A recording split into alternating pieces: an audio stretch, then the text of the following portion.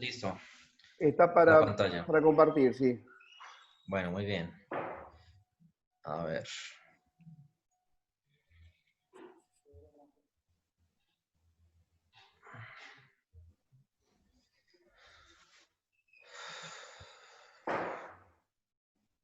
Listo. Entonces, este es el artículo que encontré. Es un artículo relacionado acerca de las generalidades y el manejo quirúrgico de las hernias discales torácicas. Es un artículo de revisión publicado por la revista International Orthopedic el año pasado. Y bueno, los autores de este trabajo inician con este tema que es muy importante y nos hablan acerca de las hernias como un gran desafío para el cirujano de columna, ¿sí? Es un gran desafío principalmente por estas dos razones. Porque requieren un nivel técnico quirúrgico alto en una anatomía de toda la columna vertebral que es diferente, donde existe una protección por una caja torácica que hace que el abordaje sea más dispendioso y que hace que el número de complicaciones de no ser manejado de forma adecuada pueda ser mucho más alto. Complicaciones que pueden ser vasculares, que pueden ser pulmonares. Entonces, realmente es un gran reto y además porque la presentación de las hernias tiene una incidencia muy baja. Se describe que por cada 1000 hernias, 30 son torácicas. Entonces, la curva de aprendizaje que nos exige el manejo de esta patología, pues es alto. Y que alguien que diga que tiene una curva con mucha experiencia en esto, pues tiene que haber operado muchísimas hernias cervicales y lumbares antes de haber operado las torácicas, ¿no? Entonces, los datos a tener en cuenta importantes es que tienen una baja presentación, que son raras, que tienen una presentación del 0.1 al 3% de todas las hernias totales y que hay una descripción del 0.15 a 4% en todas las cirugías de la columna. La presentación en ambos sexos es muy similar en hombres y mujeres, pero se presentan principalmente en pacientes jóvenes entre los 30 y 50 años. Generalmente del 3 al 37% tienen un origen traumático. Y algo muy importante a tener en cuenta en estas hernias es el efecto que ejerce la caja torácica, que tiene un efecto de férula, de protección. Y esta es una de las razones principales por las cuales la incidencia es baja a nivel de la columna torácica. Hay un 11 a un 37% de los pacientes que son asintomáticos, pero que tienen los hallazgos imagenológicos y que pues esto obviamente es un sesgo, no se deben tratar como tal si son asintomáticos. Y dentro de la distribución de la columna, la zona más frecuentemente afectada por la presentación de las hernias es desde T8 a L1, principalmente en la región de la charnel, la unión toracolumbar. Y la razón es porque allí el ligamento longitudinal posterior tiene un mayor movimiento, es más laxo y esto permite que pues haya una mayor presentación de la patología. En T11 a T12 principalmente es el compromiso degenerativo lo que nos ocasiona la presentación de la hernia. Entonces, la clínica es muy variada, ¿no? No necesariamente está relacionada a dorsalgia, que está descrita en el 92% de los casos, sino que acá ocurrió algo muy particular. La presentación puede ser tan atípica que la mayoría de los pacientes tienen dolores crónicos, no son dolores agudos, y esto hace que se produzcan retrasos en el diagnóstico descritos en la literatura entre 15 y 18 meses. Diagnósticos después de la presentación de los síntomas. El dolor es algo progresivo, es algo que por lo general no mejora, sino que por el contrario, con el paso del tiempo va empeorando. Pero curiosamente estos pacientes a veces presentan simplemente un dolor torácico o presentan un dolor abdominal visceral que puede ser que puede ser un factor distractor para el cirujano de columna, porque no llega a sus manos de forma temprana, sino que primero lo ve el cirujano general, primero le tratan de dar manejo para patología del colon, para patología gastrointestinal, y la hernia finalmente llega en última instancia. Entonces, estos elementos producen retraso. Importante también en tener en cuenta que la radiculopatía no solamente se puede presentar a nivel abdominal, sino que por la distribución de los dermatomas a nivel intercostal, ¿no? Dolores intercostales pueden también ser presentación de hernias discales y que cuando está comprometido el haz espinotalámico o el haz piramidal, pues vamos a tener otras manifestaciones como ataxia, como debilidad en los miembros inferiores que requieren un análisis minucioso para hacer el diagnóstico. Importante en la presentación de las hernias discales, la calcificación de muchas hernias, hasta el 42% se presentan calcificadas, pero el mecanismo de calcificación aún es desconocido, no se sabe por qué casi la mitad están calcificadas y de estas calcificadas el 70 al 95% pueden tener asociación con mielopatía. También algunos pacientes que tienen compromiso de la arteria Adam-Kiewicz o de la arteria espinal anterior pueden tener cuadros de paraplegia. Luego vemos que el compromiso neurológico es importante y lo otro muy importante que ustedes ven en esa lámina, en esa foto, es que a pesar de que la dorsalgia ocupa un 92% del cuadro, el paciente con una hernia torácica también puede tener asociado cervicalgia o lumbalgia, dependiendo del nivel de localización de la hernia. Si la hernia está por encima de T5, probablemente pueda tener algo de cervicalgia y lumbalgia si está por debajo de T10. Entonces, hay unos elementos que nos hablan de la vulnerabilidad a la lesión, es decir, qué es lo que hace que esa columna torácica pueda tener una propensión, una predisposición a hacer una hernia. Entonces, los factores son, primero, que existe un gran potencial de extensión de las hernias discales a nivel intradural. Segundo, la cifosis degenerativa que van teniendo las personas, los pacientes, en lo largo de los años, va aumentando la presión del disco a nivel del cordón medular y favorece la lesión. Está descrito anatómicamente una región de mala vascularización que está localizada entre T3 a T8. Ustedes miran en la lámina de la derecha, donde a nivel de este segmento hay menos irrigación y menos la arteria espinal anterior no tiene las ramas que se ven en otros segmentos. Eso hace que la mala vascularidad, que sea precaria, pues hace que haya más elementos para mielopatía, ¿no? La anatomía del canal es muy importante también porque es una zona donde el canal medular es ancho, entonces tiene una menor movilidad a nivel del canal medular. Esto favorece también la presentación de espacios cerrados de hernia y los ligamentos denticulados que dan una estabilidad, pero que a su vez restringe la movilidad de la columna, hacen que biomecánicamente haya una predisposición a la presentación de las hernias.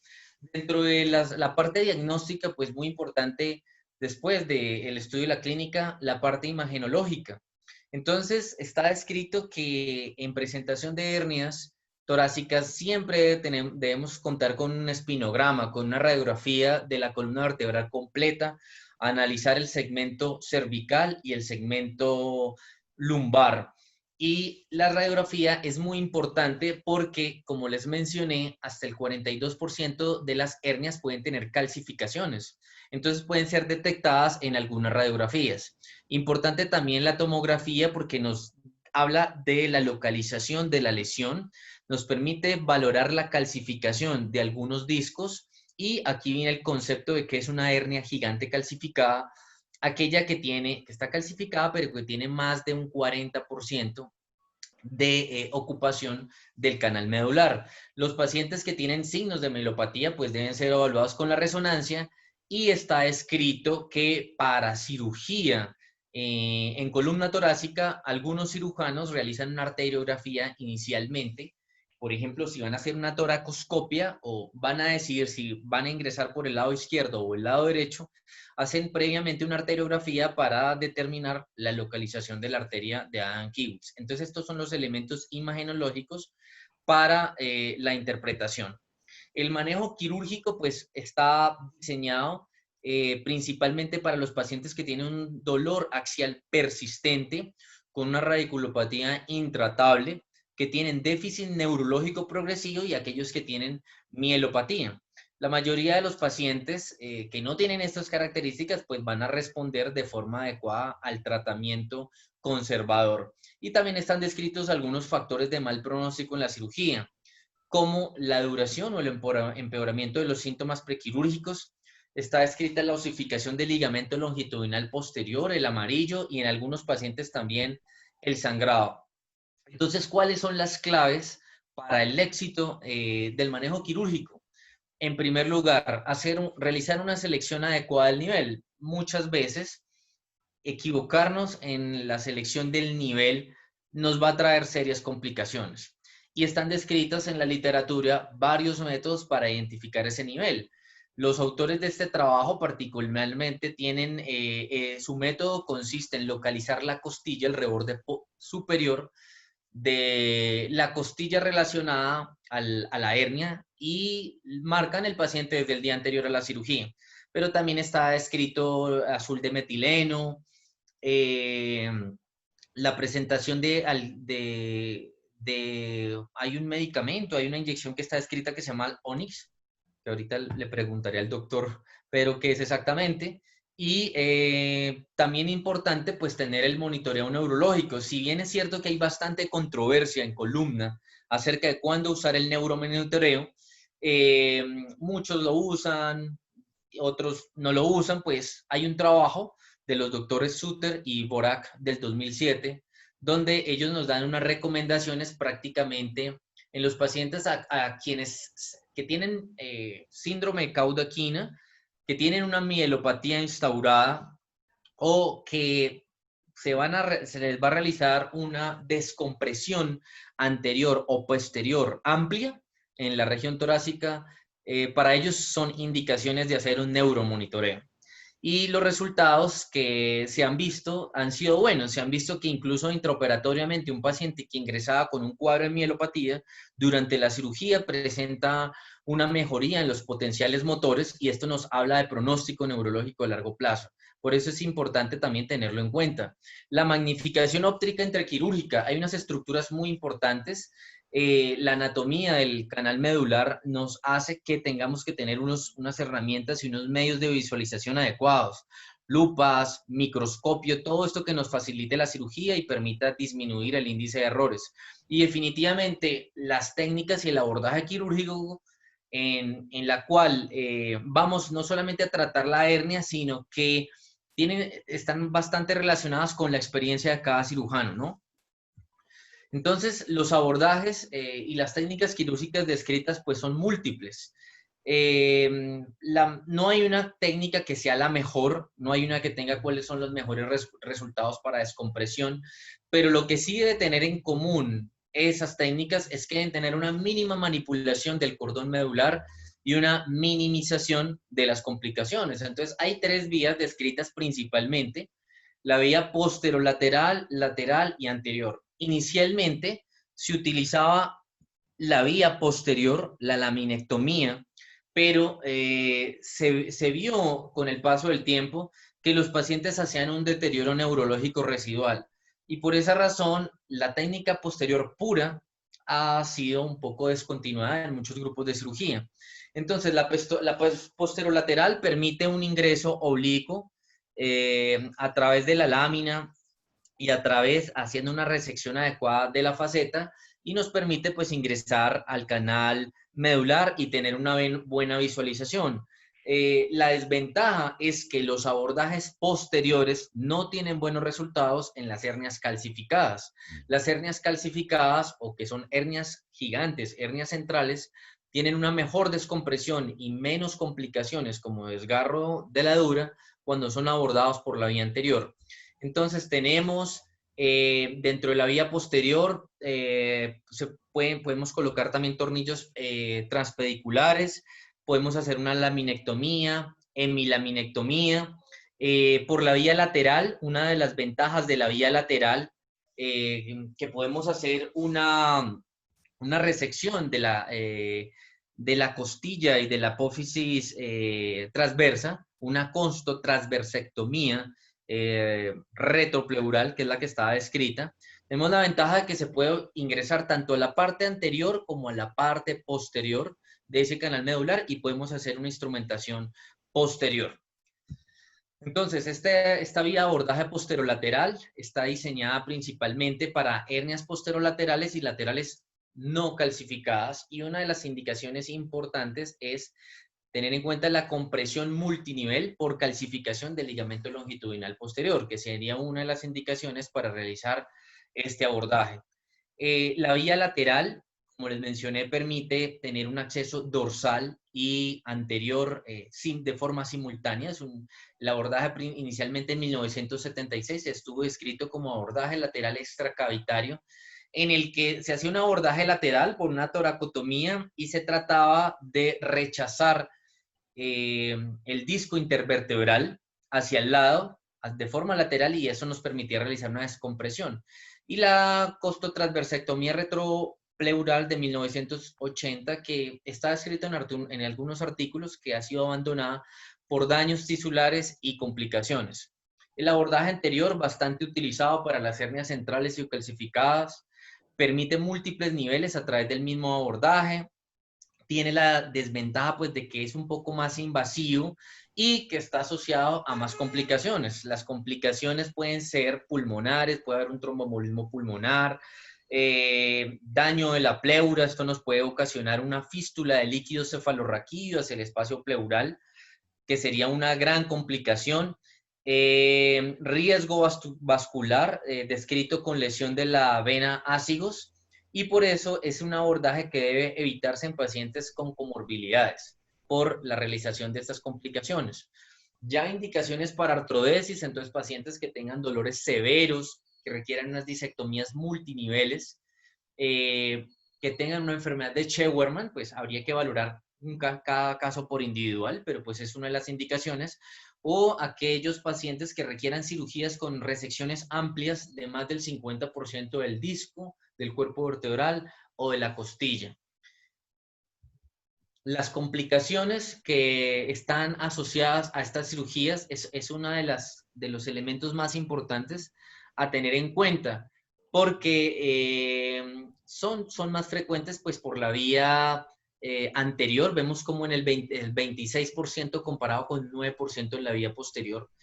Y siempre tenemos que saber que existen con el abordaje, que cada vez las técnicas en hernia torácica tiene la tendencia es hacer una cirugía mínimamente invasiva, donde estas complicaciones se puedan disminuir. Hay un deterioro neurológico, ese deterioro neurológico se ha visto aumentado, como les mencioné, en los pacientes que se les realiza el abordaje posterior puro con laminectomía.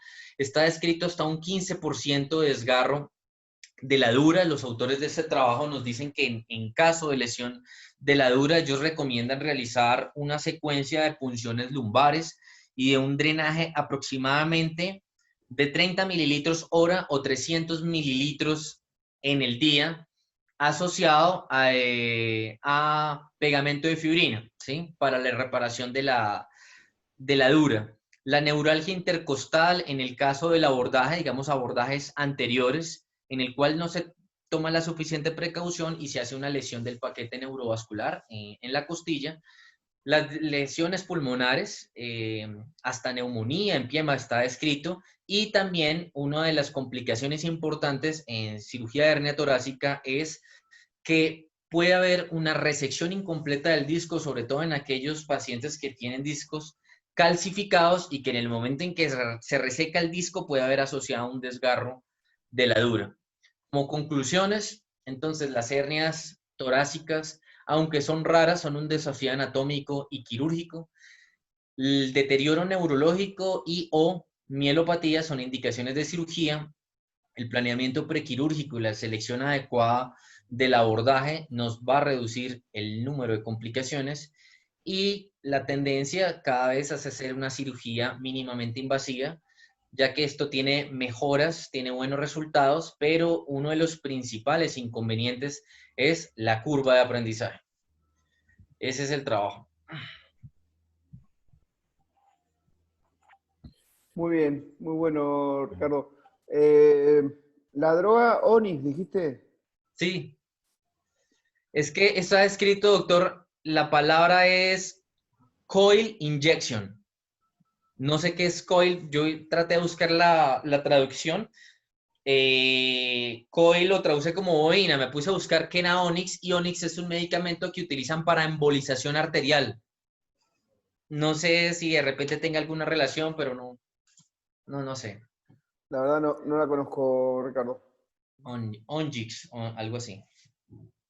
Habrá que investigar. Pero una pregunta, en tu experiencia con Scheuermann, la Asociación de Hernia Torácica con Scheuermann, que en este caso publicó un trabajo, Sarramé hace tiempo, ¿no? ¿Has encontrado una incidencia importante de hernias torácicas con Scheuermann? No, yo las pocas hernias torácicas que tengo que han requerido cirugía no están relacionadas con, obviamente uno, así en el aire, ¿no? Quizás si me fijo la historia, pero no recuerdo que estuviesen relacionados con paciente con Scheuermann. Eh, no es una patología frecuente y cuando está no siempre tampoco requiere cirugía. Obviamente, este último caso que nos mostró Ricardo era muy importante, ¿no? Pero no, y me acuerdo que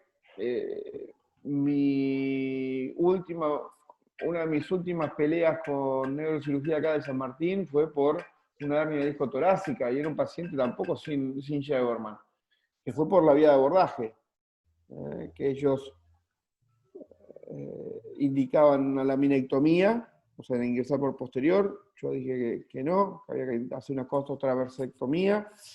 En ese momento no hacíamos mineta invasiva, así que no planteé, o sí, planteé la lateral, pero con una toracotomía.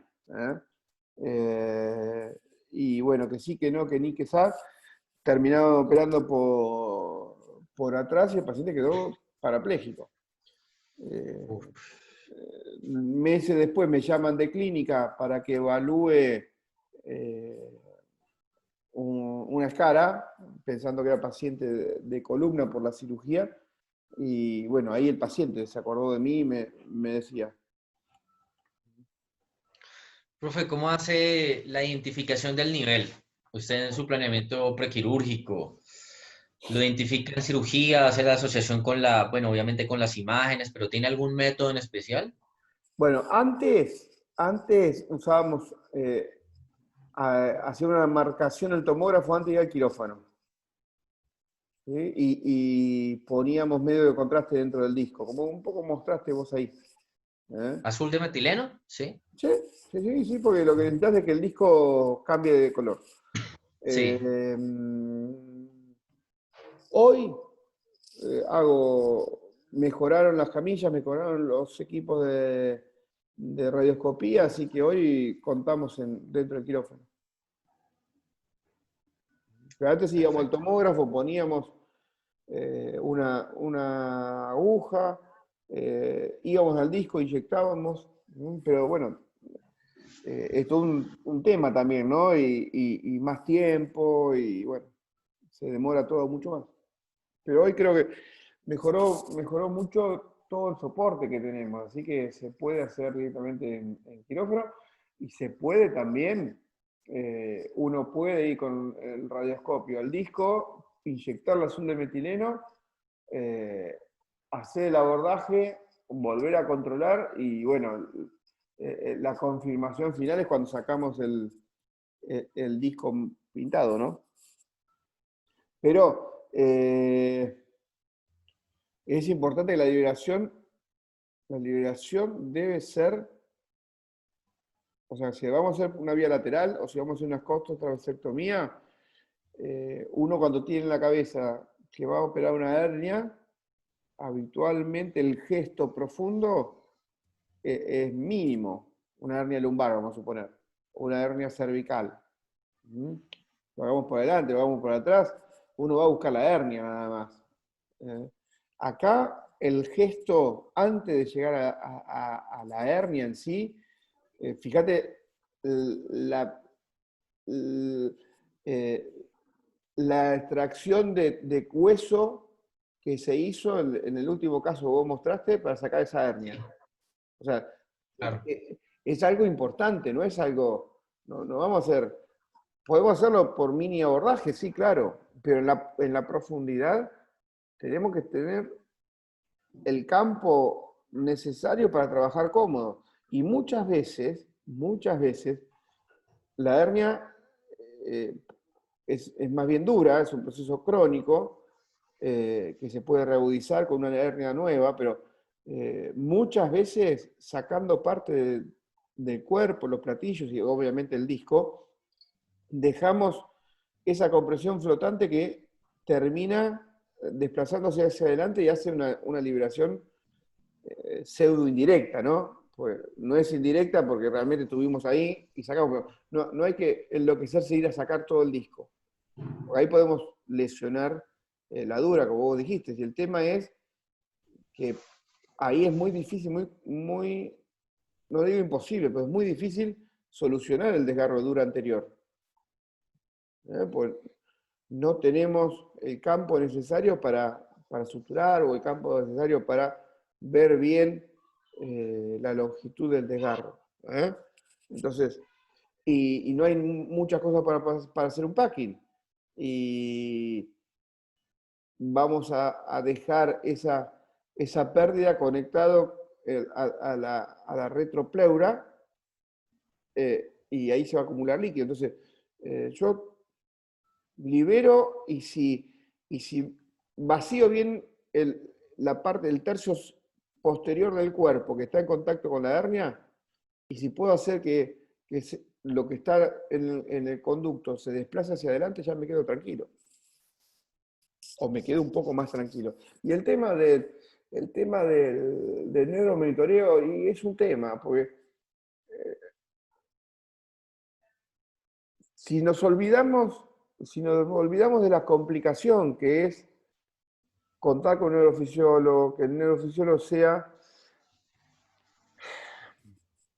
confiable, qué sé yo, si tuviéramos el aparato de New Basic, que no solo nos hace el control activo, sino la proximidad, y lo tuviéramos en nuestro equipo como quien tiene una pinza de disco, y lo pudiéramos usar, y seguramente lo usaríamos siempre, lo usaríamos para cualquier cosa. Pero muchas veces es más, uno no lo usa por falta de confianza al neurofisiólogo, porque el neurofisiólogo no le gusta, y algunos o muchos no se quedan en el quirófano. Cuba, vos lo has visto. Claro. Cuando has estado acá. Y luego, porque hay falsos negativos también. Mucho más falsos positivos.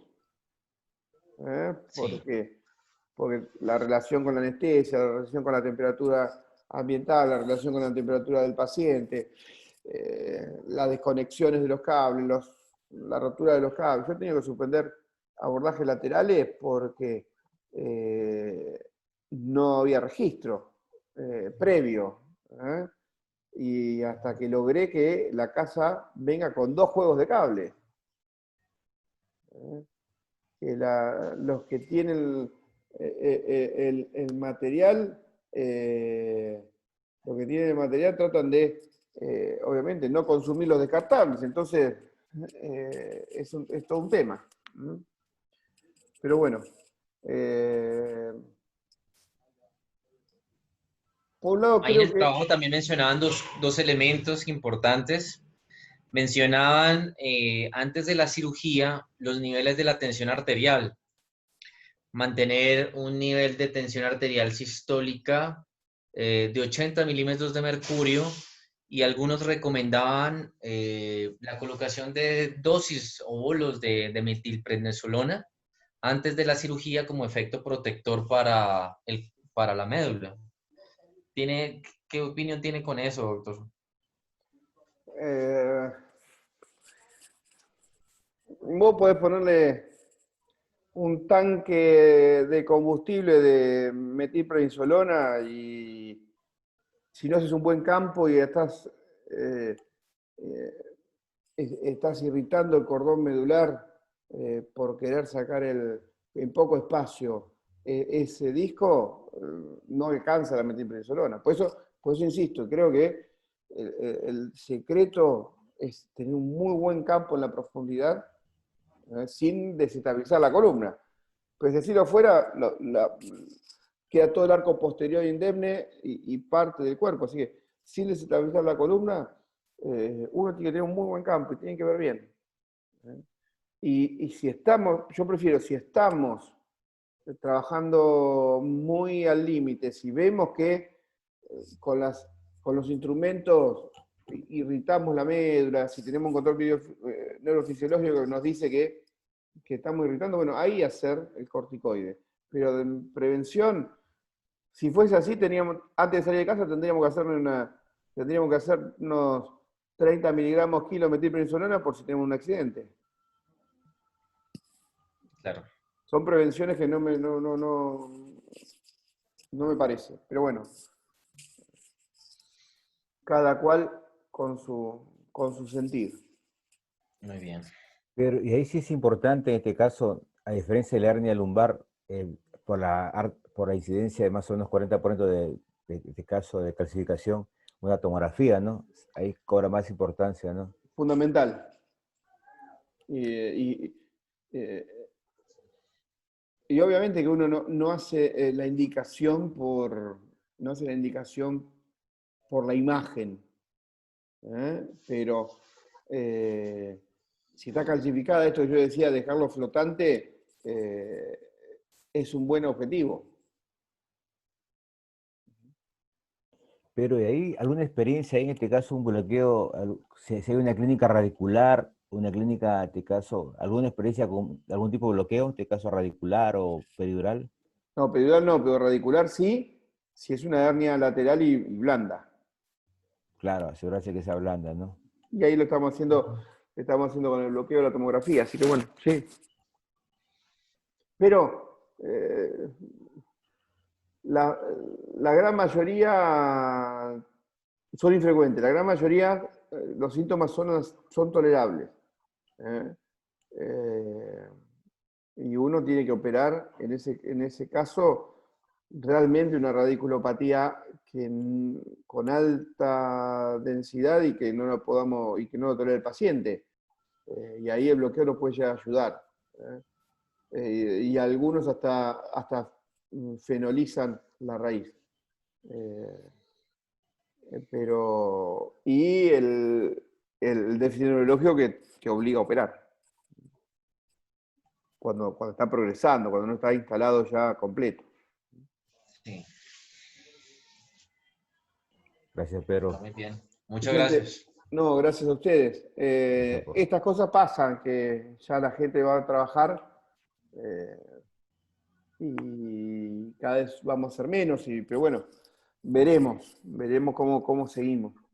Yo estoy, mientras tengamos conexión, estas cosas a mí me gustan. Sí, claro. Así que bueno, nos vemos el martes. Perfecto. ¿Hay algo para este fin de semana? No recuerdo. Sí, mañana el del NEA. Mañana el homenaje a Chenegas, Vital y Patricio Manzone. Ah, bueno. Chenegas y Bueno, Vital listo. son maestros, son padres de la columna en Francia, así que. Mañana la segunda jornada, claro. Claro, Sí, sí, sí. que es a las 2 de Sí, la sí. tarde. Bueno, listo, muy bien. Nos vemos. Gracias a todos. Chao, chao.